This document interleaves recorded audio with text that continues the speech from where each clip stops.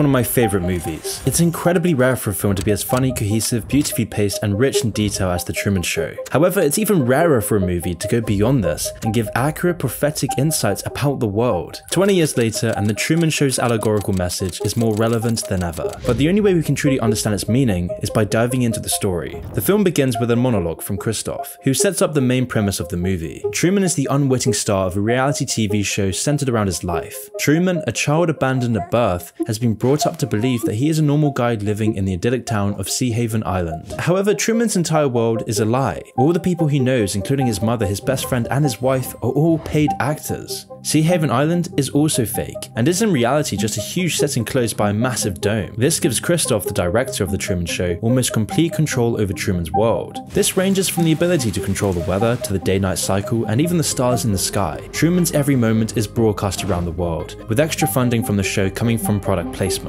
From the start of the film, we see a camera implanted in Truman's bathroom mirror, where Truman is pretending to be an explorer whilst getting ready for work. It's as though this is just another regular day for Truman, with him saying hello to his neighbours, making a coffee, and getting into his car. But just as he's getting into his car, a stage light drops from the sky right onto the road outside of his house. Truman then walks over to inspect the light and sees that it says Sirius on it, referring to the brightest star in the night sky. But eerily, on his drive to work, the radio starts to run a story about a plane wreckage falling from the sky in order to explain the light. Here's a news flash just then. An aircraft in trouble began shedding parts. It's eerie how much society today mirrors somewhat like The Truman Show, with the advent of the cell phone, where you're constantly being blasted and manipulated like every second. The moment you open that thing and get on Instagram, get on Twitter, get on Snapchat, get on whatever, you're being told what to think, how to think, what the news is. Reality is being shaped in front of you, all to fit the narrative. It's insane, dude. We're all living in like mini bubbles, echo chambers, whatever you want to call them. It's gotten so much worse since The Truman Show came out. As it flew over Sea Haven just a few moments ago. It then starts to talk about the dangers of flying, which is one of the first of many subtle ways that Christoph tries to influence Truman into staying on the island through fear. He is being subconsciously controlled by the radio. This subconscious manipulation then continues throughout the film. Like when Truman is asked by his boss to deal with something that will require a boat trip. By doing this, the boss is setting up Truman's aquaphobia, as we see he is unable to even get in the boat. A phobia that's later revealed to be another subconscious manipulation of Truman. And the subconscious manipulation today is the fear-mongering you see. Men versus women, red versus blue, this team versus that team, right? The radicalization of the left and the right. It's all a form of control. You guys already know that the major donors donate to both parties. Isn't that nuts? Think about that for a second. The illusion of choice. How is it possible, right, if there are sides and one is better than the other, that the people at the tippy top with the real power donate to both sides? So whoever wins the election are still going to be on the top people's side. And everybody else on the bottom who votes them in, nothing happens. Prime example, in America, weed legalization. Something like 70% approval rate, something insane. It has grown basically almost unanimously agreed, besides the staunch like evangelicals or whatever, conservatives, that weed should be legalized. Approval from both sides will never get passed. Struggling to still get passed. People still getting put in jail, right? We're just getting it ready for the tobacco and big pharma to move in. They got to make their products. They got to put patents on them, and they're going to make billions of dollars on it first. Then everybody gets their turn. Jeezy, if guys sleep around, aren't they contributing to the problem of women with high body counts? Would you want that done to your daughter or sister? If not, there's some hypocrisy here.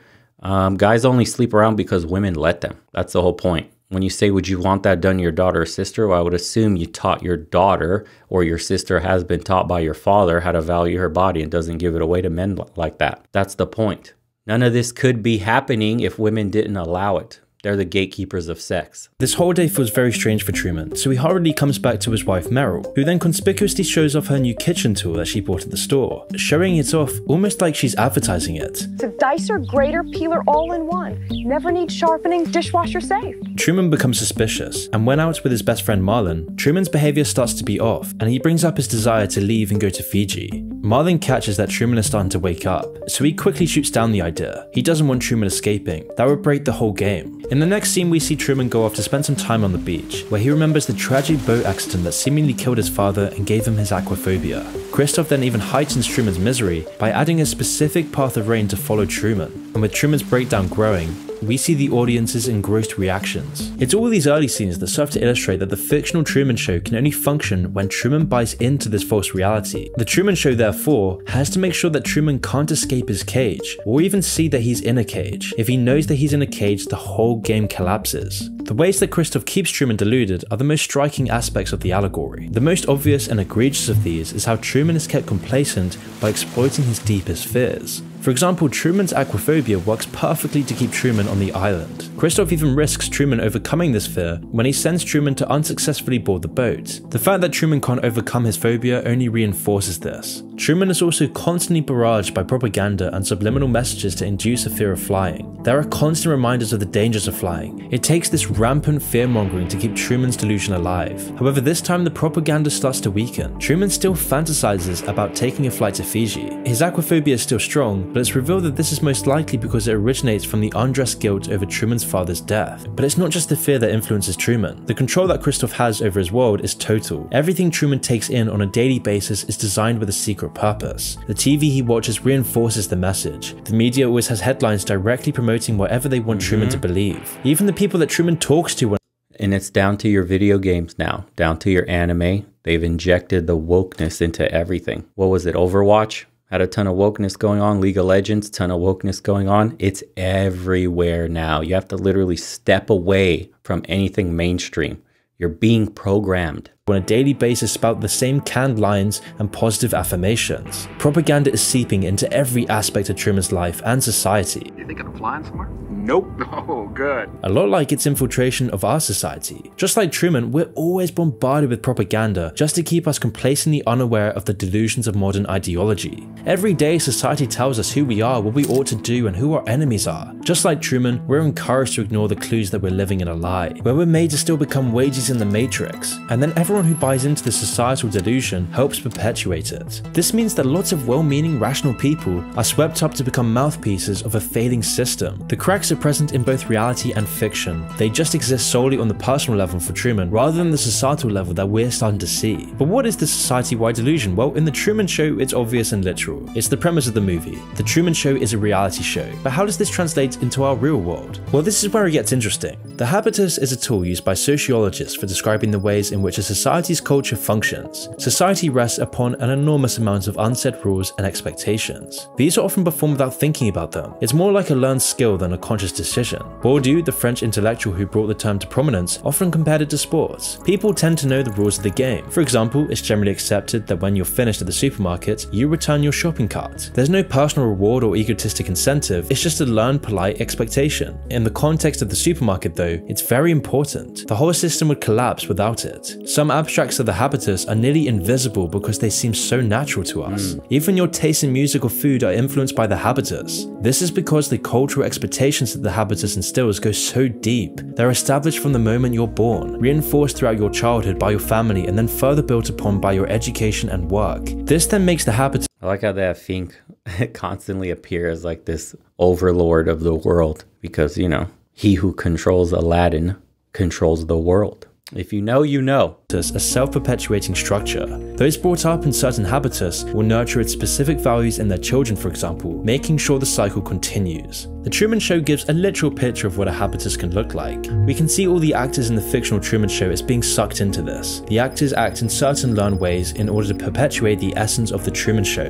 Now, the key difference between fiction and reality is the incentive. Literally, the actors in the fictional Truman Show are being paid to play their parts, but in the real world, people play their parts in the habitus because the habitus itself has conditioned them into it. Everyone is one of the actors. Everyone makes the delusion real. And what the Truman Show goes on to tell us is that when the habitus has been altered into something too detached from an authentic society, cracks start to show, when lies start to perpetuate, when the ego gets in the way, when power corrupts, the habitus starts to break. And this ripples throughout entire civilizations. See, throughout the movie's progression, we see Truman gradually wake up to the delusion that has consumed his life, which inevitably causes a breakdown of the entire habitus. The further Truman moves towards truth, the faster the delusion collapses, and thus the more resistance he faces. That's a little bit of the red pill concept there.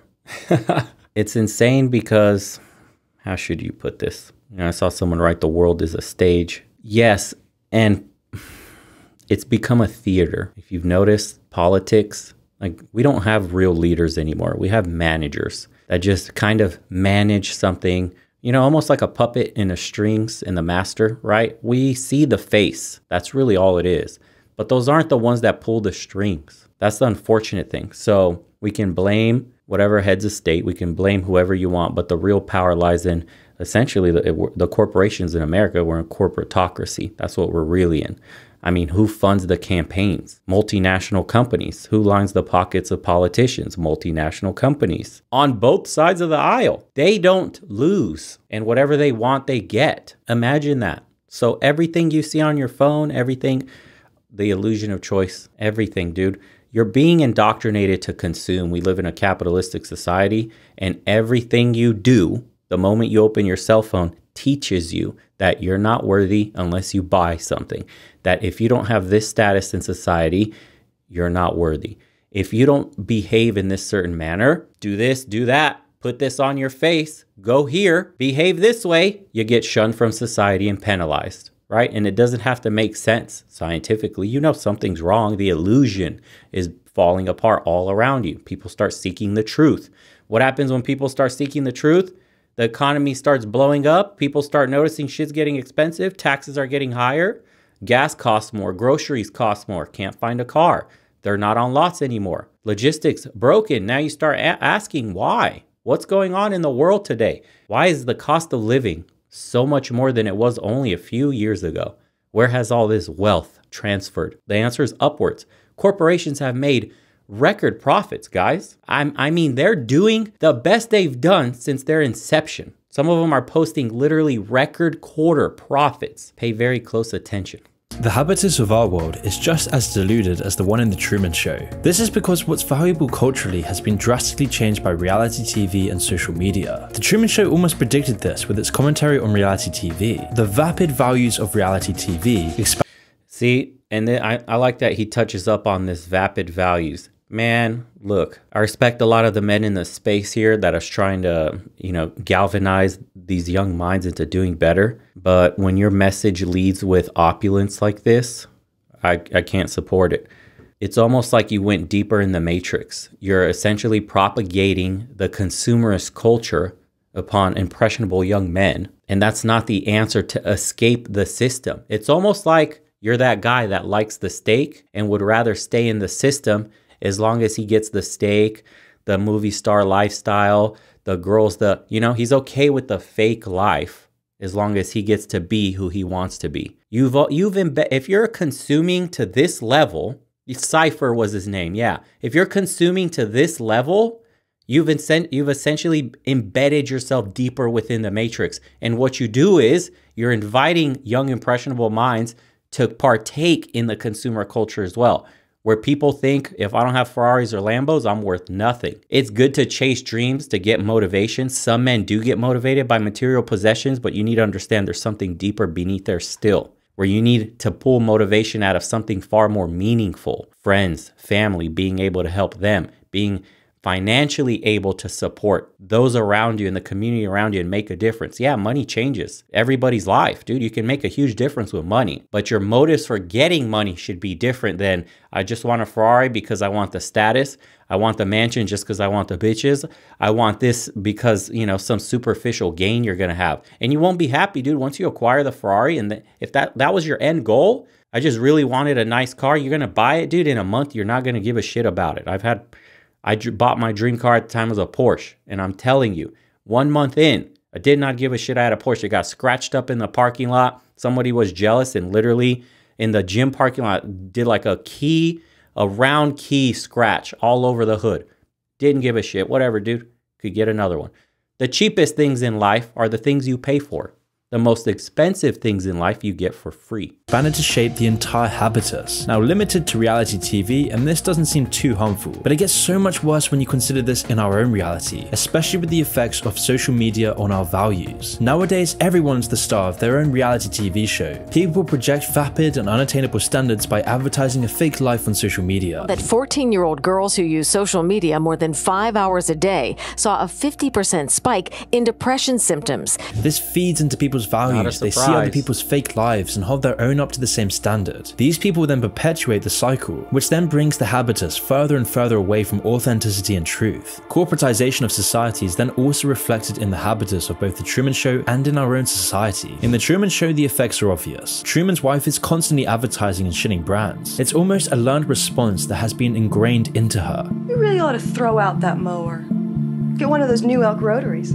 Which is why at this point, Truman is actively interrogating her on the lie that they've been living. In response, Truman's wife defaults to an almost robotic speech about a coffee brand. This is the habitus failing. Truman's wife is so deeply submerged in the Truman Show delusion that she has no other response. She just keeps reading the same script. But it's so much worse in our own society where our habitus is so heavily corporatized, with corporate values being held in such a high regard that we value our careers more than our families. Never before in history has this happened. Truman's suspicions of reality are then brought up again when his father, who he assumes is dead, shows up on his way to work dressed as a beggar. Dad? Truman's father is then quickly whisked away on a bus, but not before Truman sees his face. He realizes something is up, so he goes to talk to his mother, who tries to explain away his father's reappearance by suggesting that he's just crazy and hallucinated it. This time, it doesn't convince Truman, who also notices how often his wife name drops brands. As Truman starts to go through his old things, the movie flashes back to Truman's college years and a chance encounter he had with a woman named Lauren. Lauren's meant to be a background character, but the two sides meet across the room. They share a conversation in a romantic moment on the beach. Lauren then goes out of character to try to reveal to Truman that his whole reality is fake. Listen to me. Everybody knows about it. Everybody knows everything you do. They're pretending, Truman. Do you understand? Everybody's pretending. Lauren, who reveals her real name as Sylvia, tries to explain that Truman's world is a lie, but then again she stops short by a man saying he is her father and that she's just talking nonsense. As Truman starts to think back to this, it's revealed that he still longs to see Sylvia, with him even recreating her face from fashion magazines, because Sylvia is the only thing that's real in this fake world. It's then later revealed that— And you know who's most affected by the way our society is set up today? With materialism and consumerism? Women. Women have it the worst. They're bombarded with this stuff and they're susceptible to groupthink, and they've come into power with spending, and corporations know this. The government knows this. So they're prime targets. If you see like makeup and fashion and all this stuff is what's getting pushed hard on them. And the profit margins on clothes and makeup and all that, it's astronomical. That Truman is obsessed with Fiji as Sylvia is reported to be moving there. Truman then starts to see more and more suspicious things. His radio specifically describes his every move in an apparent malfunction. Okay, he's making his turn onto Lancaster Square. Truman's also seeing every part of the background set, but he's always escorted away from it. This sequence of events brings his suspicion. And then, so imagine this, right? He gets escorted away every time he sees the cracks in the matrix. And in real life, imagine every time you see the cracks in the matrix, you're called an extremist. You're called radical, whether it's on the left or the right. You're labeled a conspiracy theorist. It's weird how some of these conspiracy theories have been proven correct on some of the topics they're covering. I cannot say that on here, but let's just say the past few years, some of these conspiracy theorists have been vindicated by studies that have recently been released. To a breaking point, as Truman concludes that it seems that his entire world revolves around him in some weird way. Fearing that he's going crazy, he brings up these questions to Marlon, his best friend, who then just tries to brush it all off. And in response to his increased suspicion, Truman is then further barraged by suggestions that everything is just fine, that he's just being weird. His mother then shows fake pictures of him at Mount Rushmore, and even the TV runs a program about the benefits of a small town life. But by now, things don't work like they used to. He's seeing the society that he lives in starts to crack. It's also laughable and ridiculous. This whole thing is a facade. And now that Truman is waking up to this reality, the lullabies of deception can't draw him back to sleep. After noticing that his wife is crossing her fingers in his wedding pictures, Truman follows her to work. Despite multiple attempts by extras to delay and stop Truman from seeing the surgery that his wife is helping with, Truman breaks into the hospital and sees the fake surgery being played out by actors who have no idea what they're doing. Determined to leave, Truman then visits a travel agency. By this point, Truman's had enough. He's determined to leave. He wants to escape this sick society, so he tries to book a flight to Fiji, but the clerk says they're all sold out for at least a month. So then Truman tries to get a bus out, but it conveniently breaks down just before leaving. morning. Truman, then sitting in a car at home, waits for his wife to come back from work. When she does, she gets in the car with him as he points out the clockwork regularity of the people who go past their road. Unsatisfied with her unrealistic reaction to this, Truman then locks the car and takes Merrill on an impromptu road trip. To everyone around him, he seems like he's having a breakdown. He's breaking the rotten habitus surrounding him. But then instantly, traffic jam starts, stopping Truman in his tracks. Truman then pretends to go back home, which disperses the traffic completely, but then turns right around and makes his way out of the suburbs and onto the road. Once they reach the bridge which stands between Truman and the mainland, it seems that his conditioned aquaphobia will stop his escape plan. All the conditioning and propaganda is the only barrier to his freedom. However, Truman overcomes his fears by closing his eyes and forcing Merrill to steer the car while he holds down the accelerator. Once they're over the bridge, other obstacles are set up by Christoph to try and stop Truman from leaving. Truman even drives through a wildfire, but is stopped by a roadblock due to a convenient leak at the nearby power plant. In desperation, Truman tries to get through on foot, but is tackled and subdued by men in hazmat suits, who take him back home. The implausibility of all these events cement Truman's skepticism of the world around him, which brings up the question, how many so-called emergency events in our own world could be equally implausible? You better all be the careful. lies told by our media, all the false narratives pushed onto us, all the divisions sowed by algorithms in the news, all these layers of fallacy that have been embedded into every aspect of society. We all have the means to stop this nonsensical fictional reality that we abide by, and yet we choose not to confront it. When anyone does, they are breaking the habitus surrounding them, which threatens the whole house of cards that society is built on, which is why true authentic reality is always outrunning our apprehension. So then how can we ever know the truth when the lens we look through is tainted by a corrupted habitus, tainted by all the models of distractions that we don't even— It's very simple. People who tell the truth get put in jail.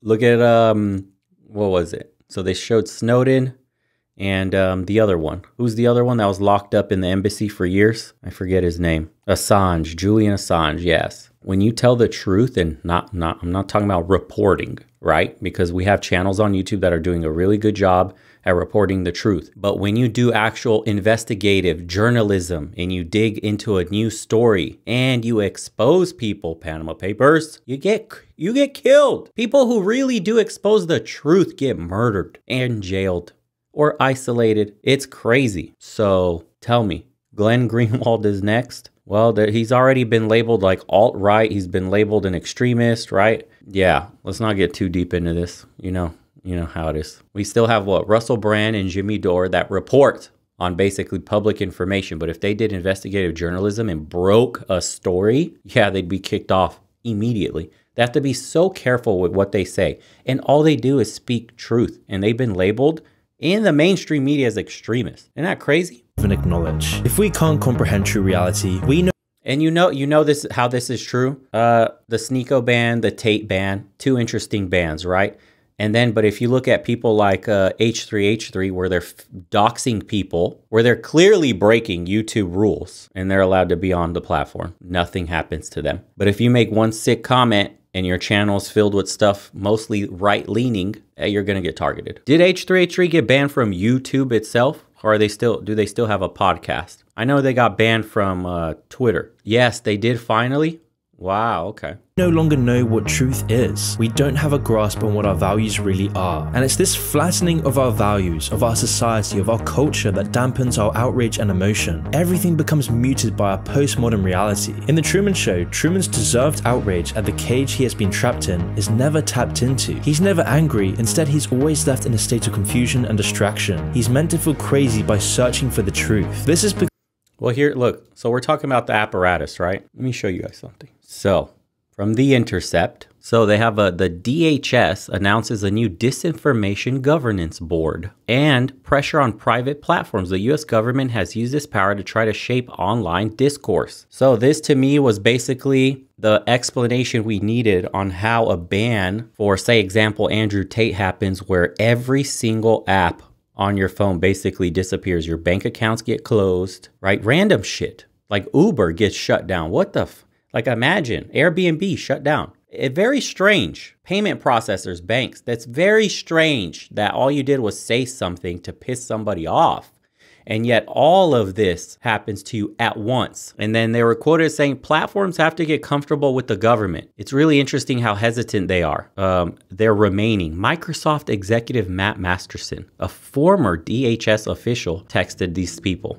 Right. So they basically had a direct connection to who? Whatever higher ups at. Oh, yeah, here it is. So it says there's also a formalized process for government officials to directly flag content on Facebook or Instagram and request that it be throttled or suppressed through a special Facebook portal that requires a government or law enforcement email to use. At the time of the writing, the content request system at Facebook / whatever X takedowns login is still live. So it's not just for Facebook, it's for Twitter. So every single social media is being influenced by the government, guys. I don't know what else to tell you. So the moment you say something, right, the mission to fight disinformation, the moment you say something the government doesn't like, they will go through these back channels, specialized channels, and erase you. Isn't that nuts? It said it right there. All right, enough of this. Before we get targeted, let's continue.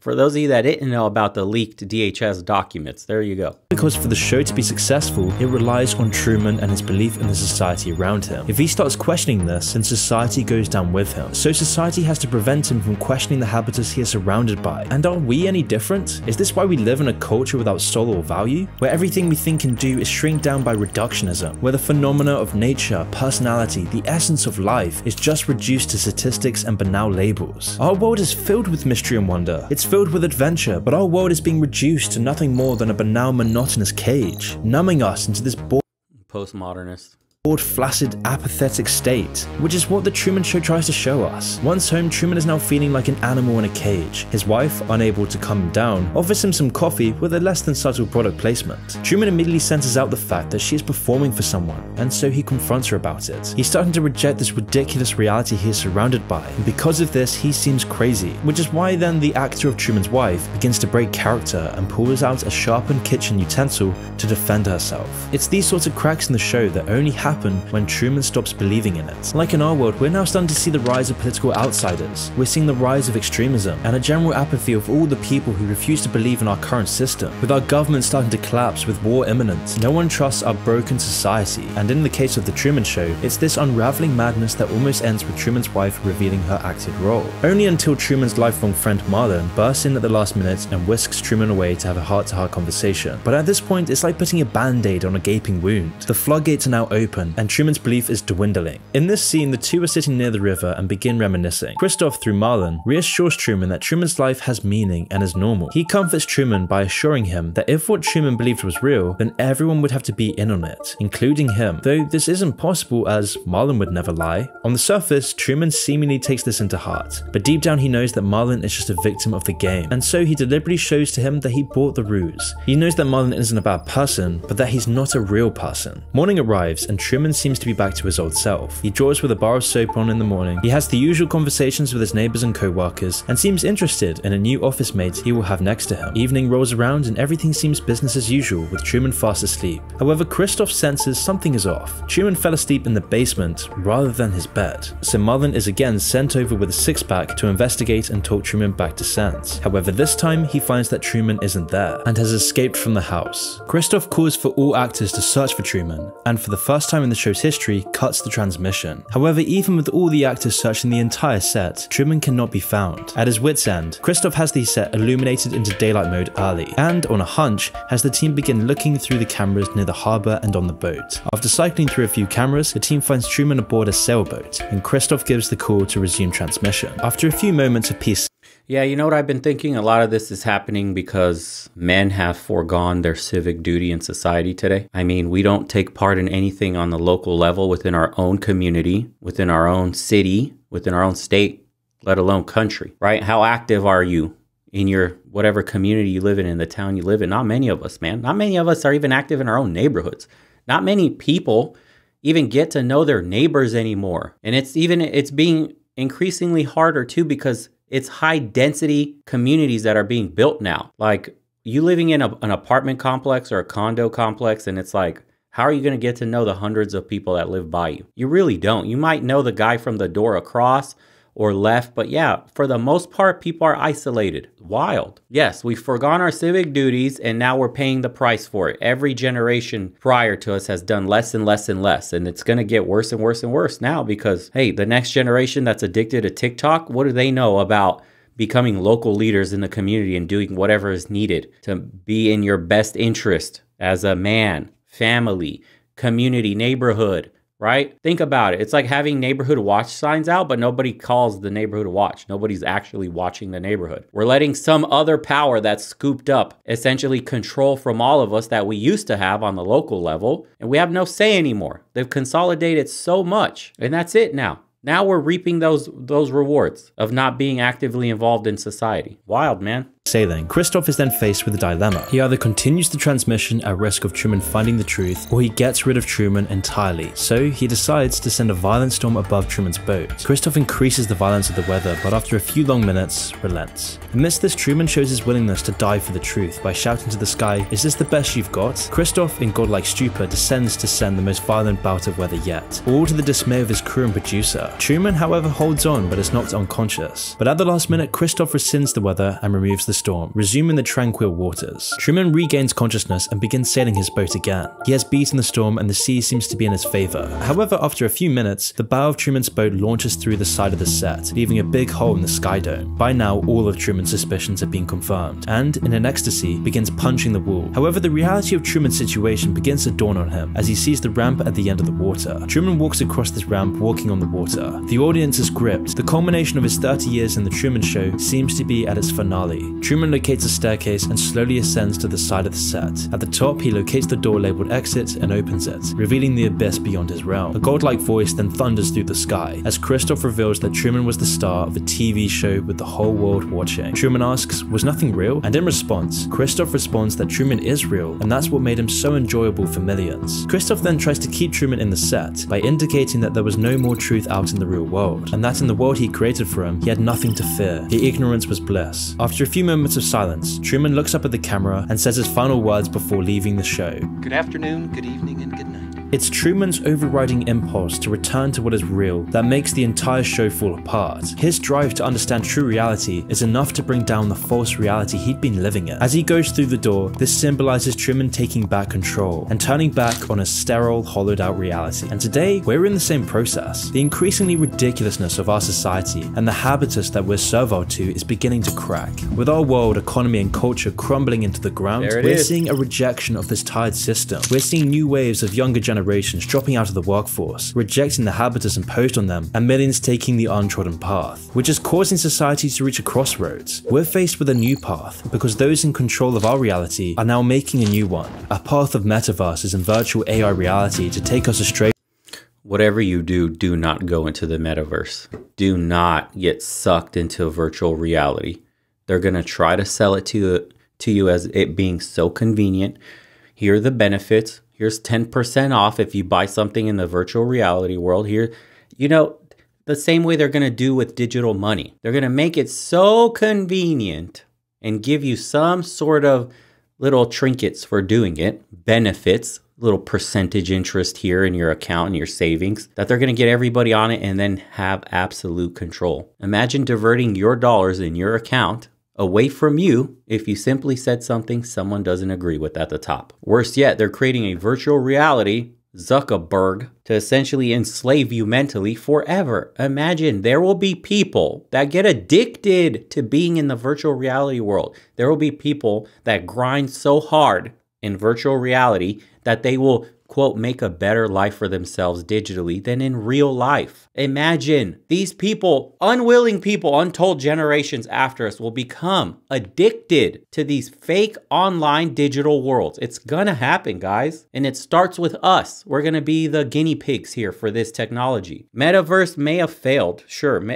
Metaverse may have failed, but it's basically a proof of concept. They're working on the tech. It's not there yet, but it will be. It will be very soon. Trust me, technology is advancing so fast. It'll be hard to tell the difference at one point. Avoid it, guys. 10, 20 years from now, avoid it. It's going to be the new thing. Augmented reality, virtual reality. That's going to be the main thing in society. Watch. Your kids will be hooked on it. Guaranteed. Swing Out Museum, thanks for the 10, bro. I'm a baby boomer. I remember when men courted with intent to marry or had arranged marriages or shotgun-influenced marriages. Dating appears to be a modern capitalism concept to generate revenues. 100%, yeah. It's really what it's been reduced down to. It's spending money. I mean, look, if you don't think that's what it is, here's the perfect example. Sugar baby, sugar daddy relationships are prevalent today. It's no longer seen as something shameful. It's normalized. That's a pure transactional exchange in money. And you can get on those apps and buy gifts. What else? OnlyFans. Normalized. Now you can get your own little wannabe girlfriend on there, become a member, and get a private show if you pay out. Who wins? The company that's collecting percentages. Dating for intent is dead. We're now in situationships in the world today. People just casually hooking up with other multiple people, spending money going out, getting trashed, absolutely avoiding their own problems and trauma, and just consuming and spending and buying shit to impress one another because you don't have anybody that actually loves you anymore. Wild. Now you're constantly in a hookup culture where you're constantly impressing a right swipe, and you have to do it with material possessions. You have to own some shit. You have to have some expensive whatever on to impress the next hookup. And it's just money being transacted left and right, man. This is what the culture has become. An exchange. Away from our current world. And the other path is a reversion back to what is truly felt. But whichever path we take, our belief in society is falling apart. The cracks are starting to show everywhere you look, and the game is collapsing in on itself. So the question is, where does it go from here? Where? I have a quick important announcement to make. I'm sick of being demonetized on YouTube. I'm sick of censoring these videos for the YouTube algorithm. Yeah, you see what I mean? He's getting censored too. It is what it is, guys. I can't believe they're censoring Moon. That's wild, dude. He's just making informative videos. So most likely this one's getting demonetized as well. The live stream's already demonetized. Yeah, get on locals first, Rumble second. They're both interlinked, but I'll be doing, after live streams like this, I'll be doing basically one-on-ones with you guys on locals, dude. I'm just going to get on and live stream there